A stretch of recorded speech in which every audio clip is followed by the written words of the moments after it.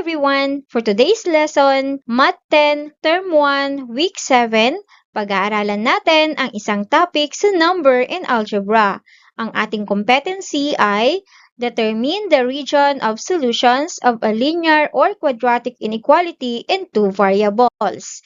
Pero para sa lesson na ito, magpo-focus muna tayo sa linear inequality in two variables. Matututunan natin dito kung paano hanapin at tukuyin ang region of solutions gamit ang graph. Dahil sa linear inequality, ang solution ay hindi lamang isang point.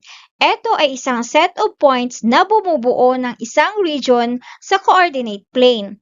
Kaya sa lesson na ito, matututunan natin kung paano i-graph ang linear inequality, paano tukuyin ang boundary line, at kung aling region ang dapat na i-shade. At sa pagtatapos ng ating lesson, magagawa na ninyo at masasagutan ng maayos ang activity na ito. Sa ang direction natin, graph the following linear inequalities and shade the region where the solutions exist. At ngayon naman, i-recall muna natin ang mga basic concept na magagamit natin sa ating lesson or madalas nating nai-encounter ang linear equation. At ngayon naman, meron tayong linear inequality. Ano ang pagkakaiba ng dalawa? A linear equation is an equation that has variables with a degree of 1. So, ibig sabihin, ang pinakamataas na exponent na makikita natin ay 1 at ang symbol na ginagamit natin ay equal sign. At ang graph ng linear equation ay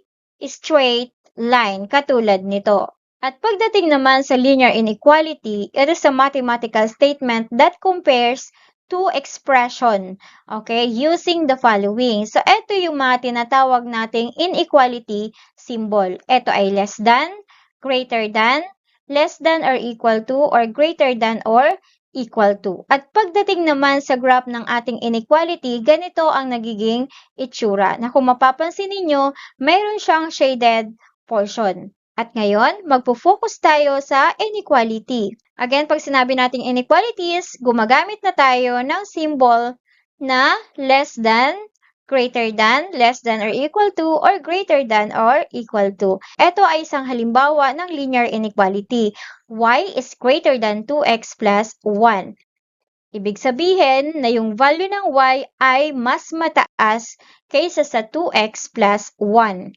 At kung i-graph naman natin ang ating linear inequalities in two variables, ganito ang magiging itsura. So para malaman natin kung paano nga ba ginagraph ang linear inequalities in two variables, narito ang ilang mga importanteng kailangan nating tandaan. Pag sinabi nating linear inequality in two variables, ito yung mga inequality na gumagamit ng dalawang variables. Karamihan sa variable na ito ay x at y. Kapag ito ay ginuhit sa graph, ang boundary nito ay bumubuo ng isang straight line, katulad nito. Next ay ang boundary line. Ang boundary line naman ay isang linya na naghahati o naghihiwalay sa coordinate plane sa iba't ibang regions. Para sa linear inequality, ang boundary line ay isang straight line, katulad nito. Ano naman ang solid line? Gumagamit tayo ng solid line kapag ang inequality symbol natin ay less than or equal to or greater than or equal to. Ibig sabihin, kasama sa solution ang mga points na nasa boundary line. So, ganito ang solid line. Ano naman ang broken or dash line? Gumagamit tayo ng broken or dash line kapag ang inequality symbol natin ay less than or greater than. Ibig sabihin, hindi kasama sa solution ang mga points na nasa boundary line. Ganito ang itsura ng broken or dash line. Tandaan na kapag ang symbol natin ay less than or greater than, gagamit na tayo ng dash line. Ibig sabihin, hindi kasama ang boundary sa solution. Ano naman ang test point? Ang test point ay isang point na pinipili mula sa isang region ng graph or mula sa isang parte ng graph upang malaman kung ang region na iyon ay kasama sa solution or hindi. Pwede tayong mamili ng points kahit saan man sa graph. Pero ang pinakakaraniwang ginagamit na test point ay 0, 0. Basta hindi ito nasa boundary line. Ano naman ang region of solutions? Ang region of solutions ay ang shaded part o bahaging may shade na graph na naglalaman ng lahat ng points na nagpapakitang true ang inequality. In short, region of solutions, ito yung shaded region kung saan lahat ng points ay solution ng inequality. Okay, dito sa graph nating ito, ang shaded portion na ito ay tinatawag nating region of solutions. Ilan lamang yan sa mga dapat nating tandaan. Para mas maintindihan, narito ang example number 1. Graph y is greater than x plus 3. Ang una nating gagawin ay hanapin ang boundary of the inequality, which is gagawin nating equation ang ating inequality. So we have y equals x plus 3. Kapag naka-standard form, i-rewrite natin sa slope-intercept form. At ang slope-intercept form ay y equals mx plus b. So, ang next step natin ay aalamin kung ano ang ating slope at kung ano ang ating y-intercept. Ang slope natin ay m at ang y-intercept natin ay b. Sa equation natin, ang mx natin ay x, which is ang coefficient ng x ay 1. Therefore, ang slope natin ay 1. So, ang slope ay rise over run. So, kung 1 ang slope natin, ang denominator ng 1 ay 1. Kaya, meron tayong 1 over 1. So, again, ang rise natin ay 1, ang run natin ay 1. So, ano ang rise? Ang rise ay pagmumove ng units papunta sa up or down. Pag positive, going up. Kapag negative naman, going down. Ang run naman ay ito ang pagmumove ng units papunta sa left or right. Kapag positive ang run, papunta sa right direction. At kapag negative naman ang run, papunta sa left direction. Next, ang y-intercept natin or yung b o yung constant ng ating equation ay 3. Pag sinabi nating y-intercept, ito yung value ng y kapag ang x ay 0. So, meron tayong point na 0, 3. So, ang gagawin natin ay ipoplot natin ang ating y-intercept. So, dito natin ilalagay ang 0, 3. Next, balikan natin ang ating slope, which is, ang rise natin ay 1, positive ang 1, kaya magmumove tayo ng 1 unit papunta sa taas. Ang run natin ay positive 1, kaya magmumove tayo ng 1 unit papunta sa right direction. So, dito mag-e-end yung ating point. And then next, i-connect natin ang dalawang point. Kung mapapansin ninyo, ang ginamit nating line dito ay dash line or broken line. Dahil ang symbol ng inequality natin ay greater than. So, pagkatapos nating ma-draw ang ating dash line or ating broken line, pipili tayo ngayon ng test point para ma-check natin kung saan ba ang solution at kung alin ang isi-shade nating part. So, kadalasan ang ginagamit para mag-test ng point ay 0, 0. So, ito ang coordinates na x, y. So, ang gagawin lang natin, isa-substitute ang x equal to 0 and y equal to 0 sa ating inequality. So, we have y is greater than x plus 3. Lahat ng y at lahat ng x ay papalitan natin ng value na 0. So, we have 0 is greater than 0 plus 3. We have 0 plus 3 is 3. Now, 0 is greater than 3. True or false? The answer is false. Mas mataas ang 3 kaysa sa 0. Therefore, ang tinest nating point na 0, 0 ay hindi kasama sa solution. So, ibig sabihin, kung ang part na ito ay hindi kasama sa solution, malamang na ang kabilang part ay kasama sa solution. Kaya lahat ng nandito sa part na to ay solution. So, ibig sabihin, lahat ng mga nandito sa part ng ating graph ay solution. So, we have example number 2. Graph y is less than or equal to negative 2x plus 3. So, ang susunod na gagawin natin ay papalitan natin ang ating inequality ng equation. So, we have y equals negative 2x plus 3 para makuha natin ang boundary ng inequality. At tandaan, dapat naka-slope-intercept form ang ating inequality. So, ang slope-intercept form natin ay y equals mx plus b. Aalamin natin kung ano ang slope at ano ang y-intercept.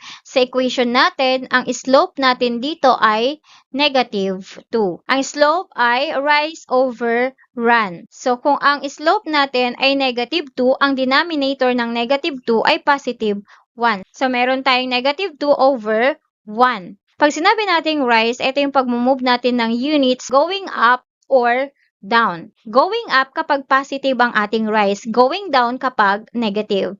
And then, ang run naman ay, ito yung pag-move ng units papunta sa left or right direction. Kapag ang run natin ay positive, papunta sa right direction. Kapag ang run natin ay negative, papunta naman ito sa left direction. Ang next na aalamin natin ay ang ating y-intercept. Dito, ang y-intercept natin ay 3. Ang y-intercept, ito ay value ng y kapag ang x ay 0. Therefore, ang point natin ay 0, 3. Ang susunod na gagawin ay ipa-plot natin ang 0, 3 sa Cartesian plane. So, nandito ang ating 0, 3. Ngayon naman, babalikan natin ang ating slope. Ang slope natin, ang rise is negative 2. Ibig sabihin, magmumove tayo ng 2 units going down. Going down kasi negative ang ating slope. So, we have 1 and 2. And next, over the run, ibig sabihin, magmumove tayo ng 1 unit going to the right direction kasi positive ang ating run. So, we count 1. Then, dito tayo mag-e-end, maglalagay tayo ng point. Ang next step is i-connect natin ang dalawang points. At magkakaroon na tayo ng straight line. Gumamit tayo dito ng solid line kasi ang symbol ng ating inequality ay less than or equal to. Pagkatapos natin mag-draw ng solid line, ngayon naman magte-test tayo ng point para malaman kung saan dito ang ating shaded part or ang ating solution. Okay, para mas madali, ang point na itetest natin ay 0, 0. And ang next step ay isa-substitute natin ang x equal to 0 and y equal to 0 sa ating inequality. So, lahat ng y and x ay papalitan natin ng 0. So, therefore, we have 0 is less than or equal to negative 2 times 0. So, yung x pinalitan ng 0 plus 3. And then, simplify natin. We have 0. Negative 2 times 0 is 0 plus 3. And 0 plus 3 equals 3. Now, 0 is less than or equal to 3. True or false? At ang tamang sagot ay true. Ibig sabihin, lahat ng nandito kasama ang point na 0, 0 ay solution ng ating inequality. Therefore, ito ang ating shade-shadan. So, ibig sabihin, ang kabilang part ay hindi solution. Hindi kasama sa solution. Kaya ang i-shade natin na part ay dito sa part na ito. Again, ibig sabihin, lahat ng points na nandito sa may shaded part ay solution. Example number 3, x plus y less than 5. Kung mapapansin ninyo, ang ating equation ay naka-standard form. Nasa form siya ng ax plus by less than c. Since naka-standard form, gagawin natin slope-intercept form in the form of y equals to mx plus b. So, para ma-rewrite natin ang x plus y less than 5 sa slope-intercept form, and then ililipat natin ang x sa kabilang side, that's why we have negative x. Now, we have y less than negative x plus 5. Nasa form na ito ng slope-intercept form. Ngayon, nasa slope-intercept form ng ating inequality. So, we have y is less than negative x plus 5. And then, para makuha ang boundary of the inequality, gagawin natin itong y equals negative x plus 5. And next is, ang susunod naman ay aalamin natin kung ano ang slope at ano ang y-intercept. Ang slope ay m at ang y-intercept ay b. So, ang slope natin dito sa ating equation ay negative 1. Ang slope ay rise over run. So, kung ang slope natin ay negative 1, ang denominator ng negative 1 ay positive 1. Therefore, mayroon tayong rise na negative 1 at run na positive 1. Pag sinabi nating rise, ito yung units or magmumove tayo ng units going up or going down. Going up kapag positive, going down kapag negative. Run, ito yung magmumove tayo ng units papunta sa left or sa right direction. Kapag positive ang run, papunta sa right. At kapag negative naman, papunta ito sa left. Ang next na aalamin natin ay ang y-intercept or b. So, dito sa equation, ang b natin or ang y-intercept natin ay 5. So, ang y-intercept, ito yung value ng y kapag ang x ay 0. So, kapag ang x ay 0, ang y natin ay 5. So, ang point natin, ang next step na gagawin ay ipoplot natin sa Cartesian plane ang 0, positive 5. Ito ang ating y-intercept. Ngayon, balikan natin ang ating slope, which is rise over run. Ang rise natin ay negative 1. Magmumove tayo ng 1 unit going down kasi negative ang ating rise. So, we have 1.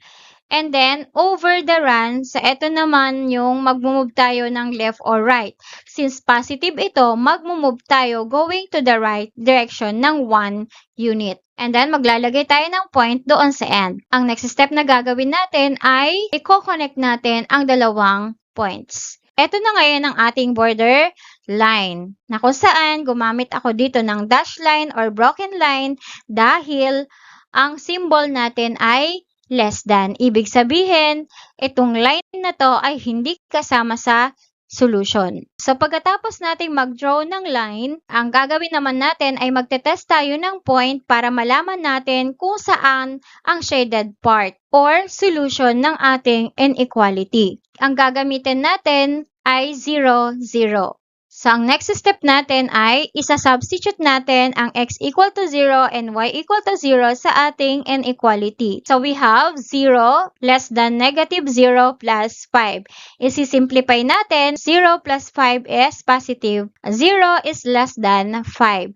True or false? The answer is true. Kasama ang 0 sa solution. So, ibig sabihin, lahat ng nandito sa part na ito ay kasama sa solution. Ang kabilang part ay hindi kasama sa solution. Ibig sabihin, lahat ng nandito ay kasama sa solution. So, ibig sabihin, itong shaded portion, itong shaded region ay solution ng ating inequality. At lahat ng points na nandiyan ay solution. And for the example number 4, we have graph y is greater than or equal to 2/3 x minus 4. Ang first step na gagawin natin ay kunin ang boundary ng inequality. So, i-change natin ito sa equation. We have y equals 2/3 x minus 4. Since naka-slope intercept form na ito, pwede na nating hanapin ang slope at ang y-intercept. Ang slope ng ating inequality ay 2 over 3. So, again, ang slope ay rise over run. Ang rise natin ay positive 2 at ang run ay 3. So, ibig sabihin ng rise, ito ang pagmumove ng units going up at going down. Ang run naman, ito yung pagmumove ng units papunta sa left or sa right direction. Ang next step na gagawin ay aalamin kung ano ang y-intercept. Sa inequality natin, ang y-intercept natin or yung b ay negative 4. So, ang y-intercept, ito yung value ng y na kung ang y-intercept, ito yung value ng y kapag ang x ay 0. So, kapag ang x ay 0, ang y ay negative 4. So, y-intercept natin ngayon ay 0, negative 4. Ang next step na gagawin ay ipoplot natin ang 0, negative 4 sa ating Cartesian plane. So, ang point na ito ay 0, negative 4. And then, babalikan natin ang ating slope. Ang rise natin ay 2. Ang rise natin ay since positive ang run natin, magmumove tayo ng 3 units going to the right direction. 1, 2, and 3. And then, maglalagay tayo ng point. Ang next naman ay i-connect natin ang dalawang point. So, meron na tayo ngayong solid line. Solid line ang ginamit ko dahil ang inequality symbol natin ay greater than or equal to.